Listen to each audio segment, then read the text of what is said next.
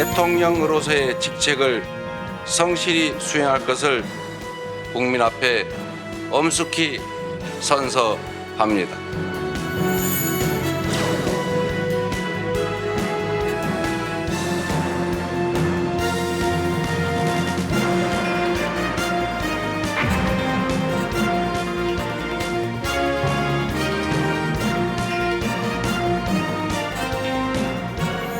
실용 외교는 그야말로 말 그대로 어떤 이념이나 그런 고정관념에 얽매이지 않고 우리에게 최대한 우리의 국익을 극대화할 수 있는 정책이란 무엇인가, 그리고 그것을 통해서 우리 국민들과 기업들에게 어떠한 혜택이 돌아오고 또 한편으로는 중요한 것이 우리가 국제사회에 어떻게 기여할 수 있냐라는 점입니다.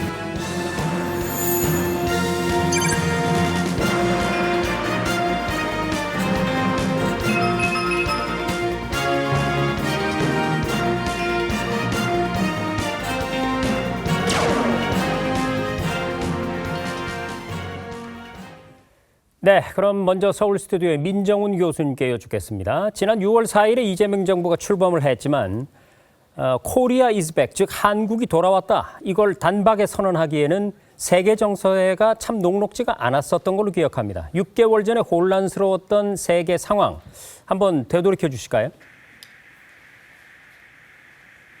예, 그렇습니다. 6개월 전에 세계 정세가 굉장히 혼란스러웠죠. 무엇보다도 두 개의 장기화된 전쟁이 지속되고 있는 상황이 국제 정세를 굉장히 급변하게 만드는 근본 원인이라고 할 수 있습니다. 잘 아시는 것처럼 러시아 우크라이나 전쟁이 3년을 넘겨서 지속이 되고 있었고요. 중동에서는 이스라엘 하마스 분쟁이 지역 전쟁으로 발전을 해서 상당히 지역 정세뿐만 아니라 어떤 유가라든지 세계 경제에도 상당한 영향을 미치고 있는 상황이었습니다.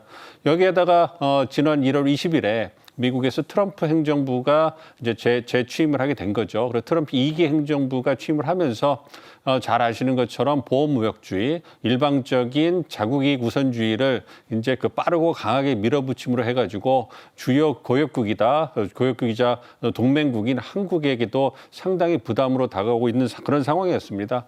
그리고 러시아 우크라이나 전쟁이 지속되다 보니까 궁지에 몰린 러시아가 북한과의 군사적 협력을 강화했기 때문에 그거에 따라서 북한이 러시아 우크라이나 전쟁에 참전하는 이런 양상이 펼쳐지면서 이 전쟁의 포화가 한반도에도 펼칠 수 있다라는 이런 안보 부분에 있어서도 상당한 위기감이 고조되고 있는 상황이었습니다.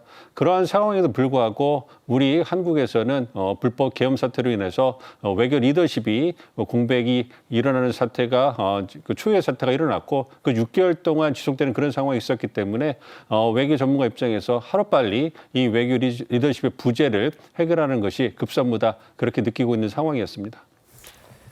네, 그렇습니다. 지금 말씀해 주신 그런 혼란스러운 상황 속에서 이재명 대통령이 지난 6개월 동안 11만 킬로미터, 무려 지구 3바퀴에 가까운 거리를 이동을 했는데요. 그만큼 쉼없는 외교 일정을 소화한 건데, 자, 민원정 교수님, 이 얼마나 많은 다자회의와 정상회의가 있었는지, 그리고 그로 인해서 어떤 성과가 있었다고 평가하시는지 간략히 한번 정리를 해 주시죠. 저는 외교의 속도와 신뢰를 동시에 회복했다고 보는데요. 네. 총 5회 다자회의, 36회의 정상회담을 가졌고 G7 정상회의를 시작으로 다자무대에 복귀해서 정상 간 소통으로 미중일 글로벌 협력을 강화했습니다. 또 신속하게 한미 관세 협상을 타결해서 미국발 관세 전쟁 속에서 상호 관세를 25%에서 15%로 인하했죠. 또 경주 에이펙 정상회대가 성공리에 개최되면서 12억 달러 외국인 투자 유치 등 가시적 성과로 실용 외교를 제대로 증명했습니다. 주변 국가의 실질적인 협력 강화도 빠질 수 없죠. 한중 경제 협력을 논의하고 한일 셔틀 외교도 재개되었습니다. 또한 아세안과 글로벌 사우스로의 외연도 확대되었기 때문에 실용 외교가 실제 일정과 결과로 이어진 시기였다고 생각합니다. 네, 다시 그러면 민정훈 교수님께 한번 여쭐게요. 이재명 대통령이 취임 열 이틀 만에 캐나다에서 열린 G7 정상회의에 참석을 했었죠. 인수위가 없이 취임했던 문재인 전 대통령이 출범 51일이 지나서 한미 정상회담으로 외교 무대에 데뷔했던 전례와 비교해봐도 굉장히 빠른 건데요. 당시에 참모진도 이재명 대통령의 그렇습니다. 너무 빠른 G7 참석을 만류했던 것으로 전해지는데 이 G7 정상회의에 이렇게 서둘러 참석해야만 했던 이유 어떤 것이었나요? 예, 새 정부가 출범을 하고 나면 아무래도 그 새로운 행정부가 어떤 다자 외교 무대에 참석하기까지는 시간이 좀 많이 걸립니다. 네. 그리고 대통령 입장에서도 그 처음 하는 임기이기 때문에 또 외교 무대의 어떤 그 국가 원수 수장으로서 나가는 것이 처음이기 때문에 상당한 준비가 필요한 거죠. 그러니까 이 그 정상 외교라는 것은 그 나라의 국격을 그 국제사회에 보일 수 있는 중요한 그러한 회의이기 때문에 상당한 준비가 필요한 거고요. 그리고 그 다자회의뿐만 아니라 다자회의 계기에 많은 양자회담이 열리기 때문에 이 양자회담에서 우리의 국익을 어떻게 담보할 것인가 이 부분에 있어서 그 상당한 준비가 필요합니다. 특히 이번에 그 G7 정상회의 같은 경우에는 캐나다에서 개최가 됐고 이제 미국 트럼프 대통령이 우리 대통령과 만남을 강하게 원하고 있었기 때문에 그런 부분에서 우리 대통령께서도 이제 그 짧은 시간이긴 합니다만 그 캐나다라든지 미국 이러한 주요 외국과의 관계를 고려해서 참석을 결정한 거로 생각을 합니다.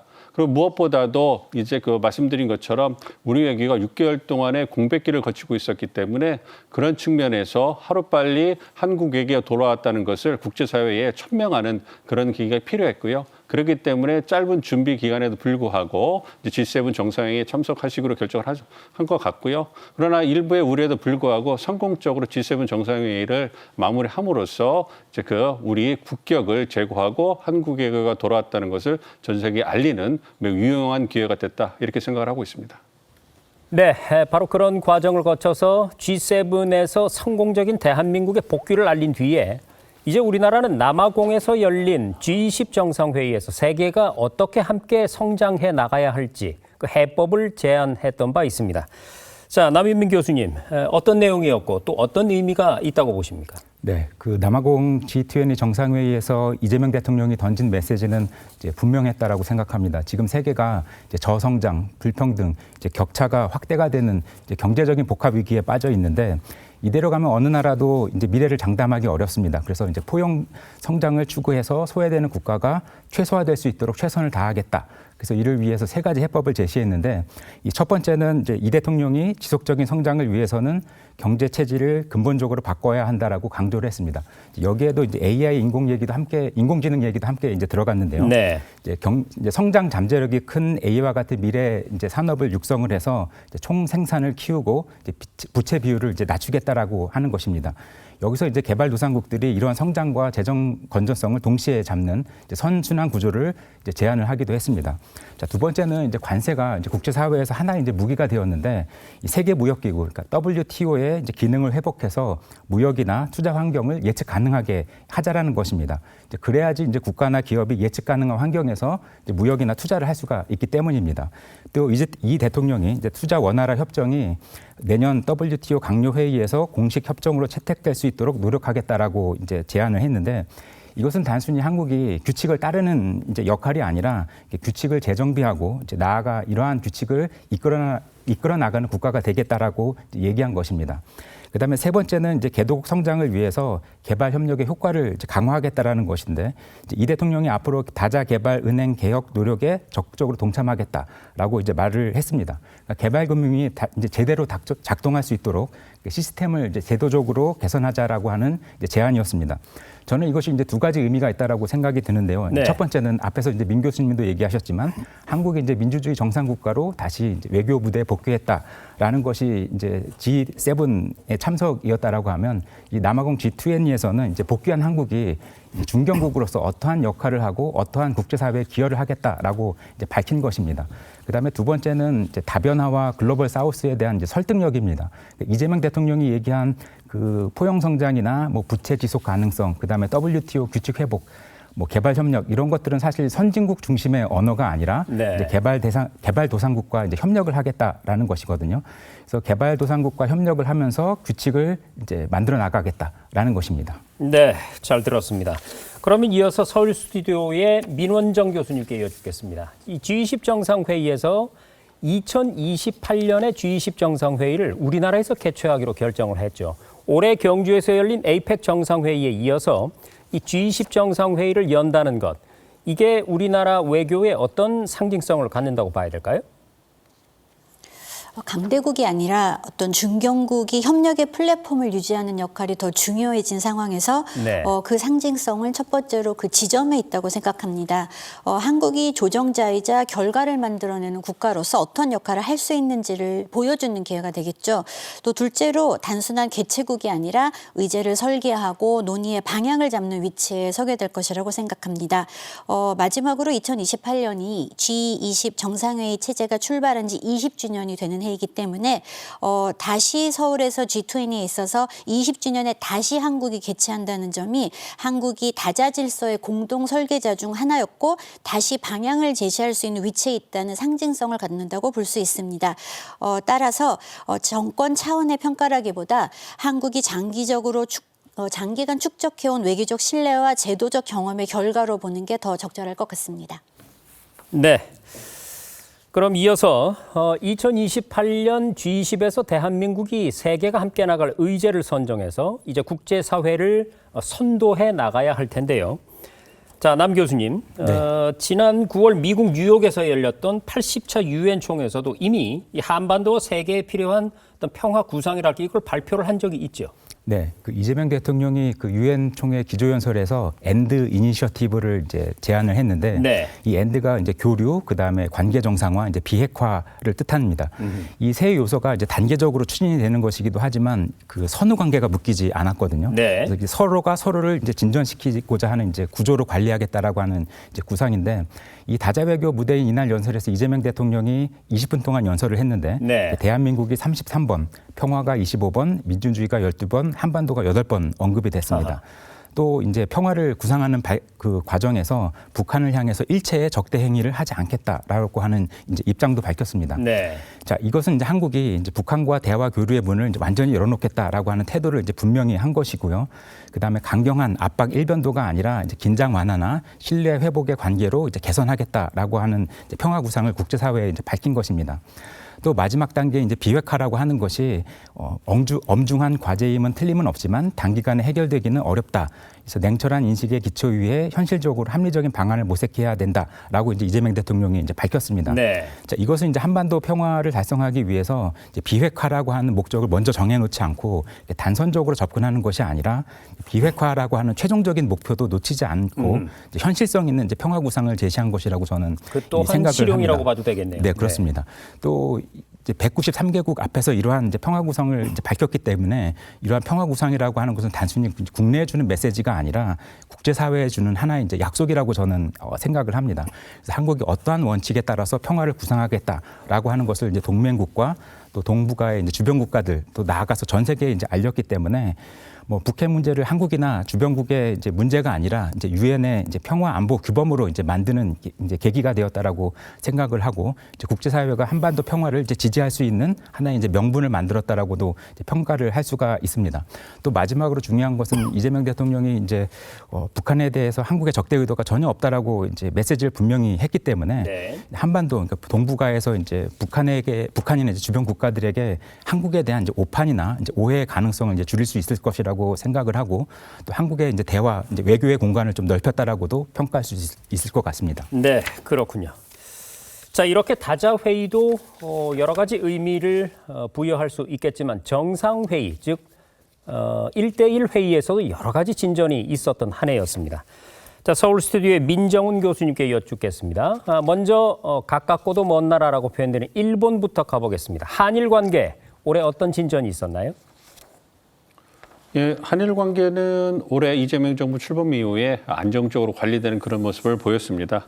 사실 진보 정부인 이재명 정부가 출범할 때 일본에서는 약간의 우려가 있었어요. 아무래도 진보 정부가 출범하면 일본과의 관계가 경색되는 것이 아닌가 이러한 우려가 있었는데 그러한 우려를 불식시키고 굉장히 중요한 전략적 파트너인 일본과의 관계를 이제 관리하고 개선하기 위해서 이재명 정부가 많은 그 일본과의 관계를 관련한 데 노력을 기울였습니다. 그래서 잘 아시는 것처럼 이재명 정부가 출범한 지 6개월 정도 지났는데요. 벌써 4번의 어떤 한일 정상회담을 개최를 했습니다. 그리고 특히 지난 8월에 이재명 대통령이 이제 워싱턴에 이제 트럼프 대통령을 만나러 방미를 할 때 거기에 먼저 도쿄에 들려서 당시 일본 총리 이시바 총리와 한일 정상회담을 했습니다. 그리고 나서 한일 정상회담 공동 발표문을 통해 가지고 양국이 보다 건설적이고 미래지향적으로 나가는 그러한 선언을 하는 그런 자리를 가졌습니다. 이걸 통해서 일본 현지에서도 상당히 긍정적인 평가가 나왔고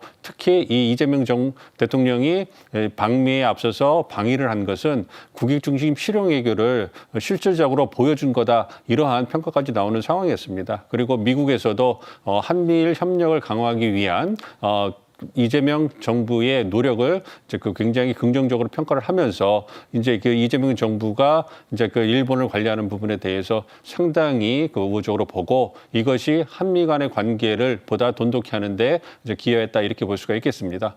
이와 더불어서 이제 지난 10월 말에 경주 에이펙 정상회의 계기로 이제 다카이치 사나이의 신임 일본 총리와 이제 한일 정상회담을 또 가졌죠. 근데 그 자리에서 이제 굉장히 훈훈한 그런 정상 간의 모습이 연출이 됐는데요. 그 이전에 다카이치 총리가 아베 노선을 개선한다고 공공하게 선언을 해놨기 때문에 한일 관계가 경색되는 것이 아닌가 이런 우려가 있었는데요. 그러한 우려를 불식시키듯이 이번 10월에 개최된 한일 정상회담에서 양국 정상이 굉장히 훈훈하게 정상 간의 어떤 신뢰를 형성하는 모습을 보여주셨고요. 이와 더불어서 양국이 앞으로도 이제 경제나 첨단 기술, 사회, 문화, 인적 교류 등을 통해서 실질적인 협력을 해나가자. 그리고 이와 더불어서 역사 문제, 이러한 민감한 문제에 대해서는 꼭 원칙적으로 짚어야 될 분 짚지만 그럼에도 불구하고 미래지향적이고 성숙한 관계를 이루기 위해서 양국이 먼저 노력하자. 이런 부분에 공감대가 형성됐기 때문에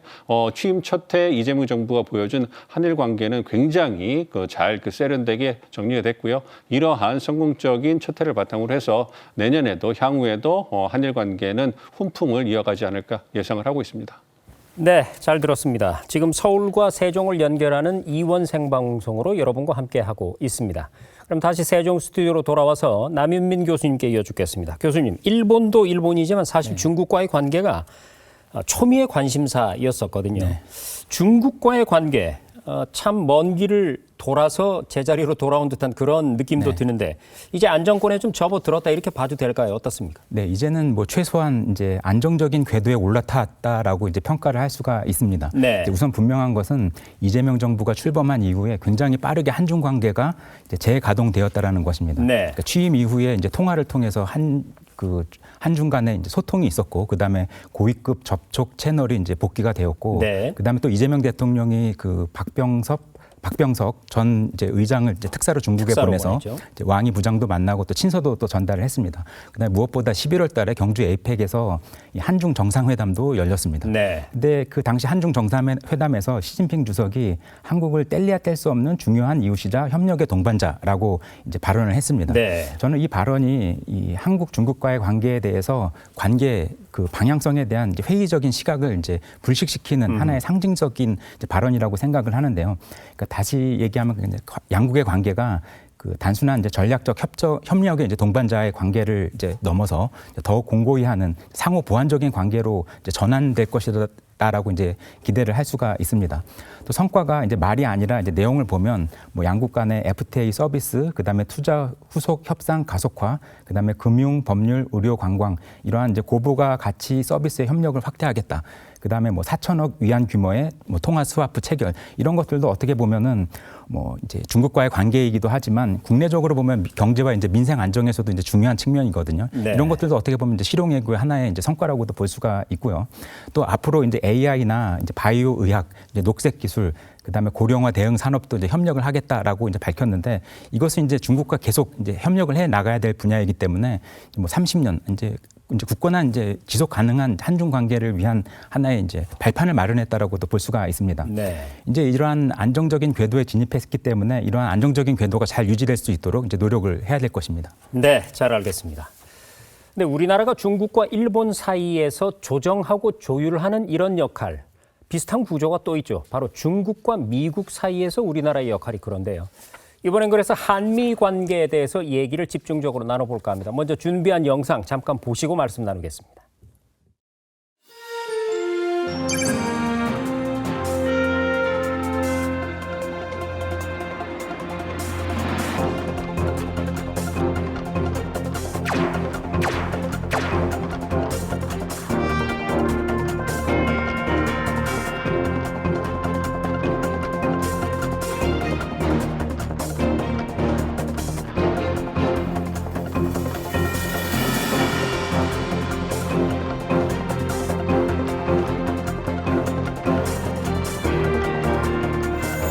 상호 정말 윈윈 할 수 있는, 신뢰할 수 있는 파트너라는 점을 설명을 했고, 미 측도 이를 굉장히 잘 이해했다고 생각합니다.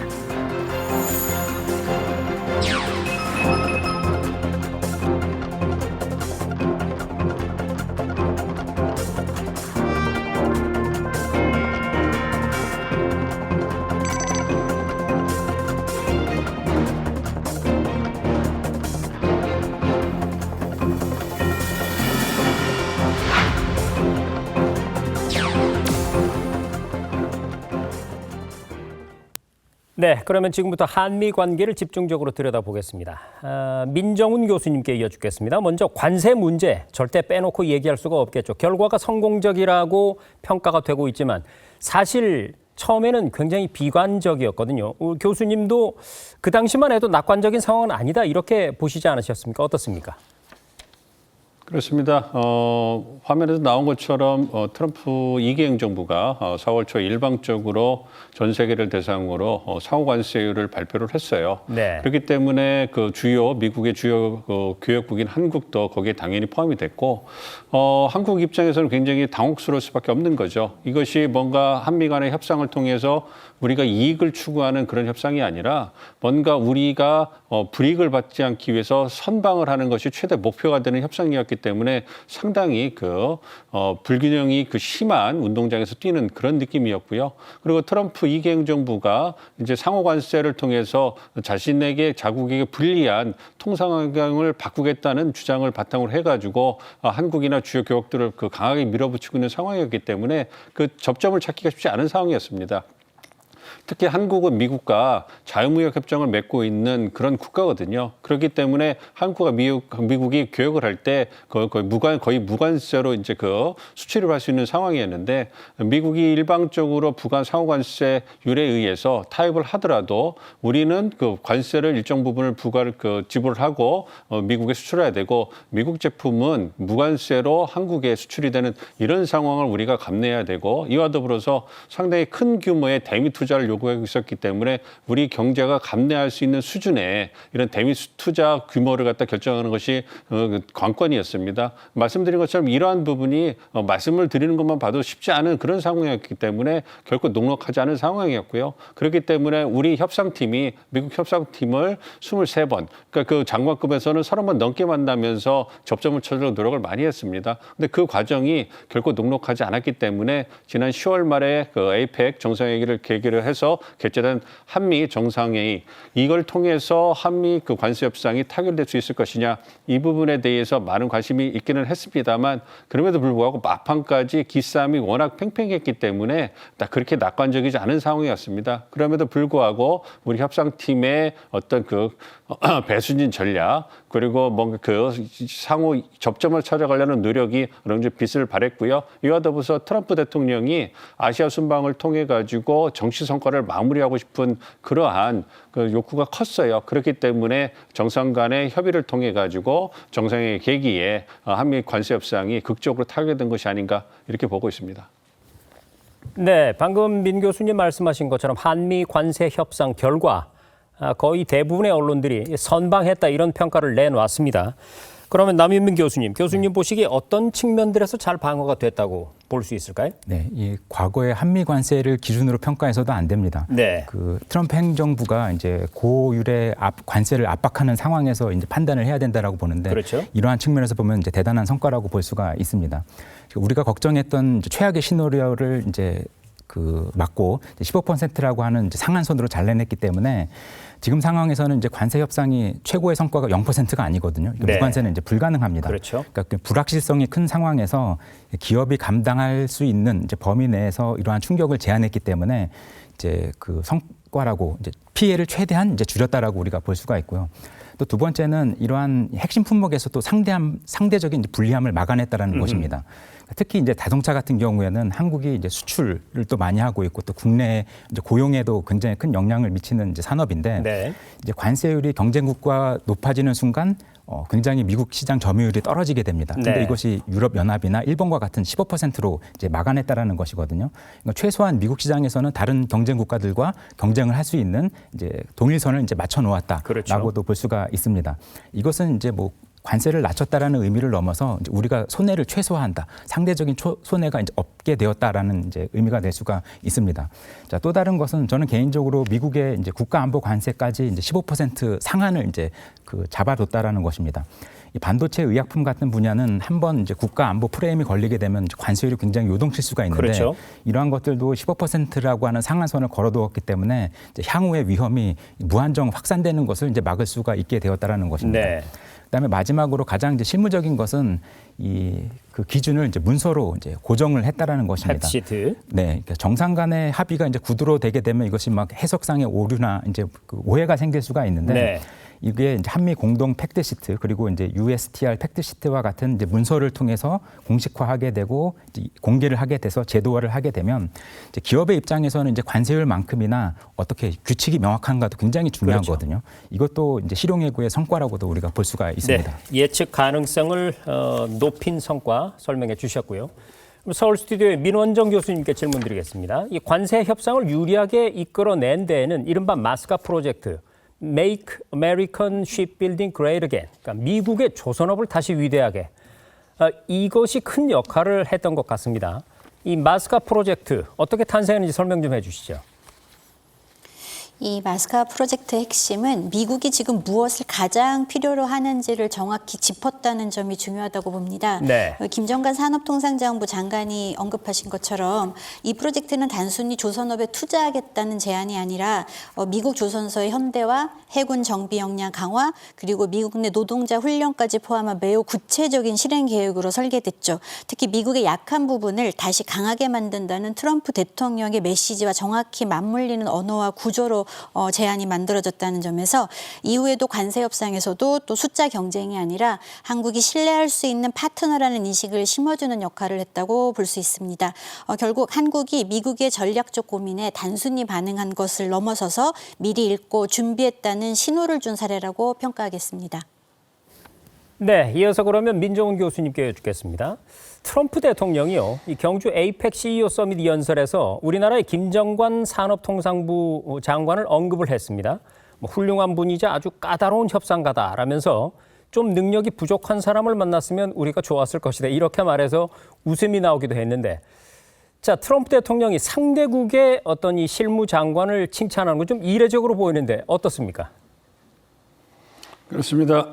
그 트럼프 대통령이 그 CEO 출신이기 때문에 네. 그리고 협상의 달인이라고 자부하는 분이기 때문에 이 협상을 잘하는 분에 대해서 그러한 부분에서 긍정적으로 평가하는 게 있는 것 같아요. 물론 뭐 김정관 그 산업부 장관뿐만 아니라 이번 한미 관세 협상은 우리 외교 통상 당국이 총동원을 해서 총력전을 펼쳤다고 할 수 있고요. 그 대표 주자 중 한 분이 이제 김정관 산업부 장관인데요. 이 미국의 그 상호 관세가 하워드 러트닉 상무장관의 작품이라고 알려져 있어요. 그렇기 때문에 김정관 산업부 장관의 카운터파트가 바로 러트닉 상무장관이거든요. 그렇기 때문에 두 분이 가장 치열하게 협상을 한 것이 아닌가 보고 있고 30번이 넘게 장관급 회담을 통해 가지고 접점을 찾으려고 노력을 했습니다. 그렇지만 양측의 기싸움이 세고 입장이 워낙 팽팽하게 맞서기 때문에 그 접점을 찾기가 쉽지 않았는데 그렇기 때문에 초반에 양 그 장관 간의 그 어떤 그 협상이 잘 되지 않다가 그 9.11 그 추모식 참석을 김정관 그 장관이 하면서 러트릭 장관이 어떤 그 감정적으로 심리적으로 마음의 문을 좀 열었던 것 같아요. 이걸 통해서 양국 간의 격차를 많이 줄일 수 있는 계기가 됐고요. 이와 더불어서 우리가 합리적으로 대미 투자라든지 여타 부분에서 미국의 입장을 반영할 수 있는 개선안을 계속 내면서 미국도 거기에 반응하면서 우리가 접점을 찾다고 생각을 하고요. 어쨌든 미국 입장에서도 한국 입장에서도 협상은 굉장히 치열합니다. 어느 협상이든 굉장히 치열하기 때문에 그 협상을 치열하게 하고 그 결과로서 양국이 만족할 만한 결과를 얻는 것이 그것이 최상의 협상 결과라고 보고 있기 때문에 그러한 부분을 트럼프 대통령이 높게 산 것이 아닌가 생각을 하고 있습니다. 네, 지금 말씀해 주신 것처럼 우리 외교 실무진의 노고가 정말 대단했던 것 같습니다. 그리고 그런 과정을 거쳐서 이재명 대통령이 트럼프 대통령과 드디어 단판을 지었죠. 남 교수님, 이 트럼프 대통령과의 확대 정상회담에서 이재명 대통령이 핵 추진 잠수함의 연료를 우리가 공급받을 수 있도록 트럼프 대통령께서 결단해 주면 좋겠다. 이렇게 네. 어떻게 보면 예민할 수 있는 문제를 단박에 공개적으로 제안을 했단 말이에요. 네. 여기에 어떤 외교적 의도가 있을 것 같은데 어떻게 보셨어요? 네, 그 이재명 정부가 출범 이후에 이런 핵잠 도입 의사를 공식적으로 밝힌 거는 이제 처음인데 네. 하필 그때가 이제 한미가 이제 농축 재처리 권한 확대에 대해서 논의를 하는 시기였거든요. 그러니까 그러한 공감대를 형성해 가는 시기에서 좋은 타이밍에 이제 제안을 이제 한 것이기 때문에 네. 적시에 이제 이것을 공개했다라고 보고 또 아까 말씀하신 것처럼 이제 정상회담 모두 발언에서 이제 결단해주면 좋겠다라고 이제 얘기를 했습니다. 이건 사실상 이제 숨길 수가 없이 이제 공개적으로 이제 드러낸 것이거든요. 네. 그러니까 비공개로 요청을 하게 되면 이것이 실무 단계에서 검토 중으로 그냥 넘기거나 이제 어그러질 수가 있는데 공개로 던지는 순간 이것은 미국도 없던 얘기로 할 수가 없게 되는 것입니다. 네. 또 중요한 것은 이재명 대통령이 이것을 핵무장이 아니라 그러니까 핵을 이용한 이제 연료 이제 잠수함이다라고 그렇죠. 하는 것입니다. 이것을 이제 분리해서 설명했기 때문에 이제 미국에게는 한국이 이것은 동북아에서 어떠한 이제 그 해양 감시 억제를 위한 것이다라고 설명을 했기 때문에 또 설득력이 또 있는 것이고 또 미국이 민감해하는 핵 확산에 대한 리스크도 이제 막기 위한 이제 방어의 논리로 작용할 수가 있었습니다. 네, 잘 알겠습니다. 자, 그러면 서울 스튜디오의 민원정 교수님께 여쭙겠습니다. 트럼프 대통령에게 우리나라는 이 대한민국 최고 훈장이죠. 무궁화 대훈장을 수여했고 그리고 눈에 띄었던 것이 신라 천마총 금관을 본뜬 금관 모형을 또 직접 전달을 했습니다. 외교라는 게 참 임하는 사람의 어떤 기분이랄지 의지랄지 이런 거에 굉장히 좌우되는 게 큰 편인데 트럼프 대통령도 굉장한 만족감을 표한 것 같고요. 이 이벤트 외교 전략 교수님 어떻게 보셨어요? 상대가 중요하게 생각하는 상징적인 언어를 잘 정확히 사용한 사례가 아닌가 생각합니다. 네. 그래서 외신들도 환대의 강도와 맞춤형 의전에 주목했죠. 가디언은 교착된 대미무역 딜을 풀기 위한 상징적 제스처다. 또 WP는 신라가 새 왕국을 최초로 통일한 만큼 이 왕관이 평화와 통일을 상징한다는 한국 관계자의 말을 소개했고요. CNN은 트럼프 대통령이 지금 현재 백악관 집무실을 금장 장식으로 바꾸고 있고 또 꾸몄고 또 새 연회장에도 금 샹들리에 또 금박 기둥을 설치 중이라고 하면서 이 한국의 금관 선물이 그게 완벽한 맞춤형 선물이라고 보도했습니다. 네. 트럼프 대통령의 방한, 경주 에이펙 정상회의를 계기로 이루어졌었죠. 그러면 이제부터 마지막 순서로 경주 에이펙 정상회의와 외교 다변화에 대한 얘기를 짚어보겠습니다. 영상 함께 보시죠.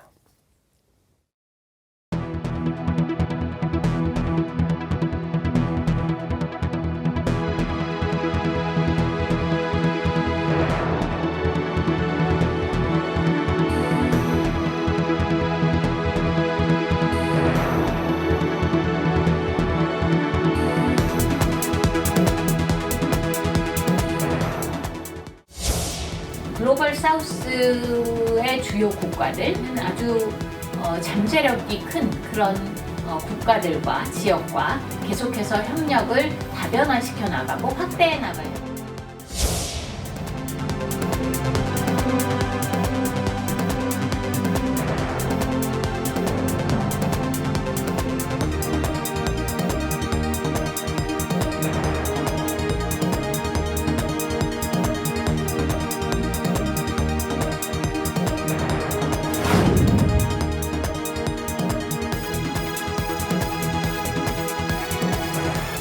네, 경주 에이펙 정상회의 국내외의 일치된 평가로 성황리에 끝났습니다.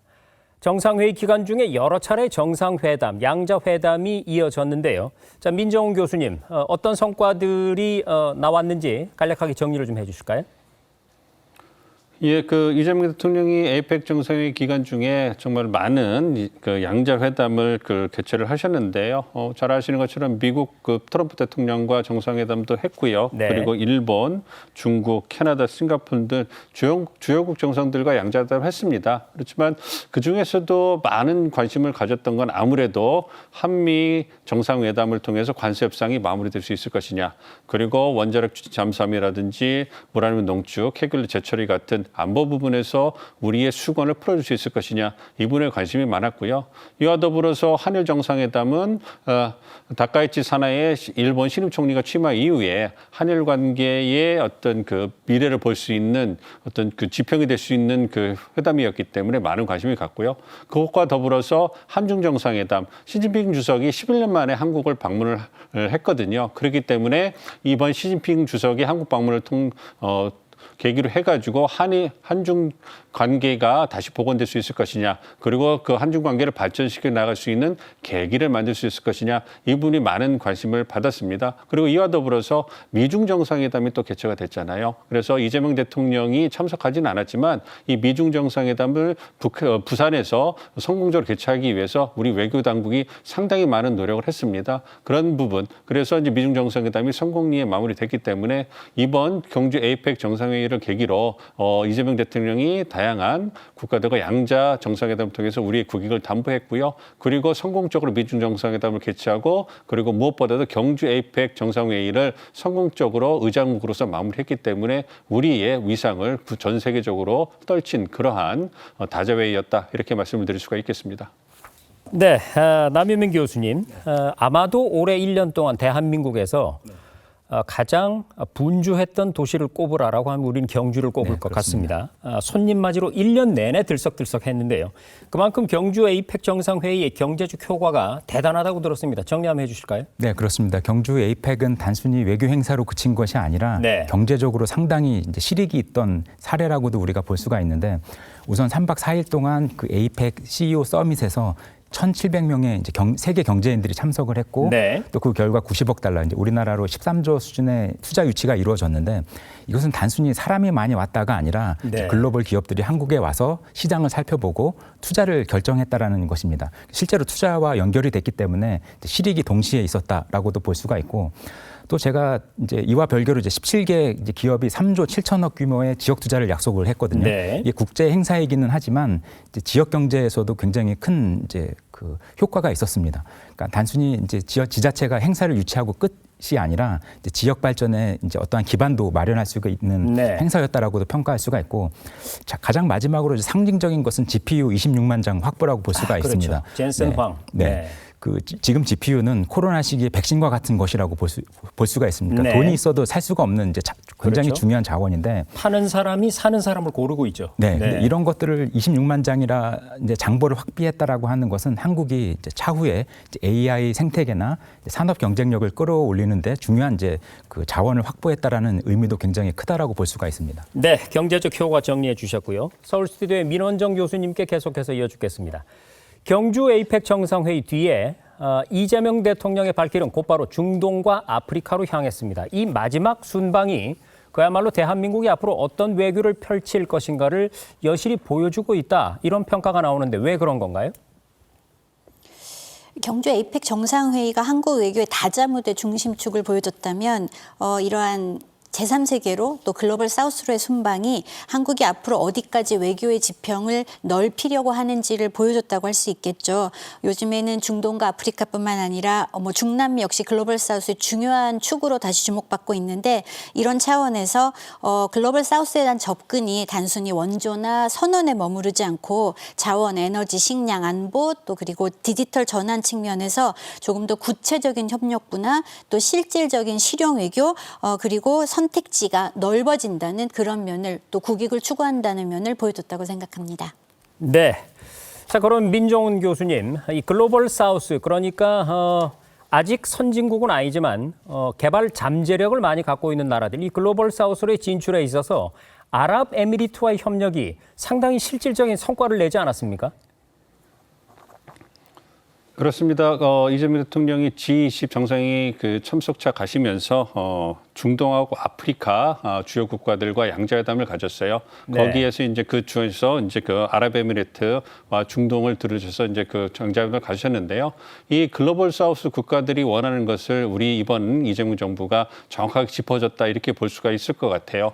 그러니까 글로벌 사우스 국가들은 선진국이라든지 기술 강국들이 물건을 팔아먹는 시장으로서만 자신들을 이용한다는 불만이 꽤 많이 있습니다. 그렇기 때문에 모범적인 선진국으로서 대한민국이 그러한 부분에서 기술도 전수해주고요. 함께 윈윈하게 상생할 수 있는 모델을 만들어서 인공지능이라든지 청정에너지, 방산 부분, 즉 그러한 글로벌 사업 국가들도 절실히 기술을 얻기를 원하는, 노하우를 얻기를 원하는 그러한 부분에 함께 하기로 한국이 이제 모델링을 하고 그러한 그 협력을, 상생 협력을 약속을 해준 겁니다. 그렇기 때문에 아랍에미리트에서도 우리 대통령 국빈 초청을 했고요. 이것이 이제 말씀드린 첨단 기술이라든지 청정에너지, 방산 부분 등, 그러니까 미래 먹거리 산업이라고 할 수 있는 그런 부분에서 이제 글로벌 사우스와 한국이 협력하는 그런 실질적인 성과를 거뒀다 이렇게 말씀을 드릴 수가 있겠습니다.